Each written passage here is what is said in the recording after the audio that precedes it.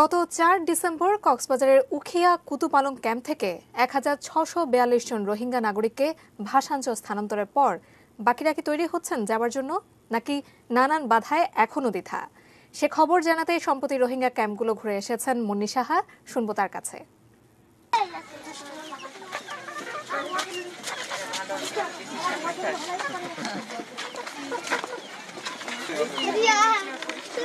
পুরনো রোহিঙ্গা আর নতুন রোহিঙ্গাদের ক্যাম্পের মাঝামাঝি একটা ঘুপচি রাস্তা দিয়ে হাঁটতে হাঁটতেই ক্যামেরায় ধরা পড়ল ভাসানচরের সাথে এই কথোপকথন। কেমন আছেন? ভালো আছি স্যার, ভালো আছি। হ্যাঁ, কত নাম্বার বিল্ডিং এ আপনি? B1। ভালো আছেন আপনারা ওইখানে? জি জি, আমরা ভালো আছি।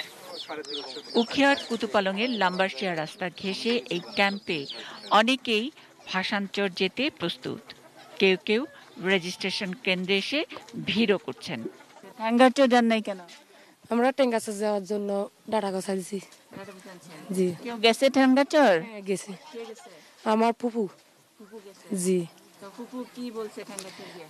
ওইখানে অনেক ভালো ভালো জায়গা, আমরা নিরাপত্তা আছি সেটা বলতেছি।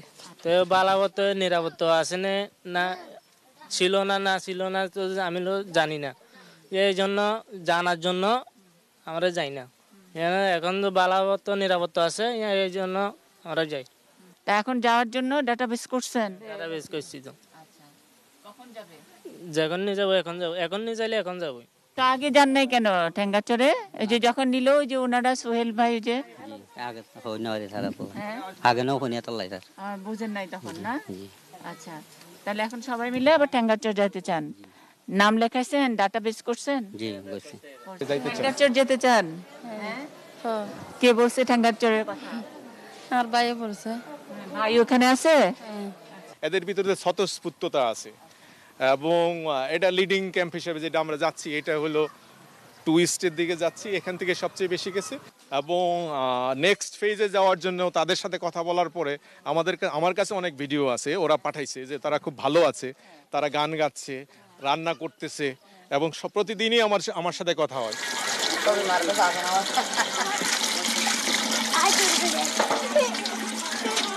কম বেশি এখানে 34টি ক্যাম্প আছে এবং 34টি ক্যাম্পের একটি ক্যাম্পের এক এক রকমের জনসংখ্যা অর্থাৎ পরিবার সব মিলে যদি আমরা যেই সরকারি হিসাব দেখলাম, আমাদের সঙ্গে যে সরকারি কর্মকর্তা জানালেন, সব মিলিয়ে যদি 9 লাখ ধরি, এই 9 লাখই 34টি ক্যাম্পে ছড়িয়ে ছিটিয়ে আছে, নতুন পুরনো মিলিয়ে।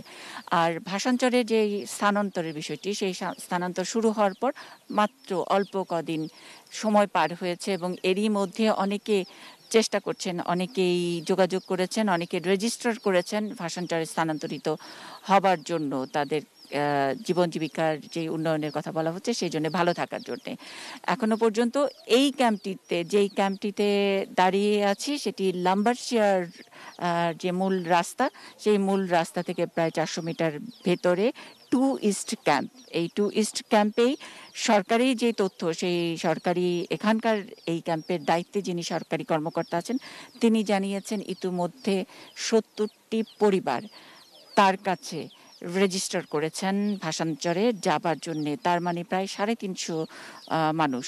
সুতরাং এভাবে যদি এই রেশিওতেও যদি আমরা হিসেব করি, 34টি ক্যাম্পে অনেক সংখ্যা কোথায় গিয়ে দাঁড়ায়। সুতরাং প্রথমে ধারণা করা হয়েছিল, বা আমাদের যারা কর্মকর্তারা আছেন তাদের ধারণা ছিল যে আবারও দ্বিতীয় দফায় যে স্থানান্তরের প্রক্রিয়াটি শুরু হবে, 1000 পূর্ণ হলেই তাদেরকে স্থানান্তর করা হবে। এবং তারা প্রথমে ভেবেছিলেন যে শুরুর দিকে যে সময়টা লেগেছে, তাদের মধ্যে যে দ্বিধা ছিল এবং আরও একটি গ্রুপ ছিল, সেই সব দ্বিধা কাটিয়ে তাদের তৈরি হতে কিছুটা সময় লাগবে। কিন্তু আশ্চর্যজনক হলেও সত্য যে এই অল্প কদিনের মধ্যেই তাদের যে কাঙ্ক্ষিত সংখ্যা অর্থাৎ 1000 ক্রস করে গেছে, অর্থাৎ সরকারি তথ্য অনুযায়ী। আর এখানে অনেকে তৈরি হয়েছেন, আমরা কয়েকজনের সাথে কথা বলেছি, আবার অনেকেই তৈরি হয়েছেন, খাতায় নাম লিখিয়েছেন, যাওয়ার জন্য প্রস্তুতি নিচ্ছেন, নিজেরা গোছগাছও শুরু করেছেন, কিন্তু প্রকাশ্যে সেটা ফলো করতে চান না। আসলে ব্যাপারটা ভাষান্তরের স্থানান্তরের বিষয়টি আমরা যতখানি সহজ মনে করছি ব্যাপারটি হয়তো ততটা সহজও নয়। মুন্নি সাহা, এটি নিউজ, কুতুপালং, উখিয়া।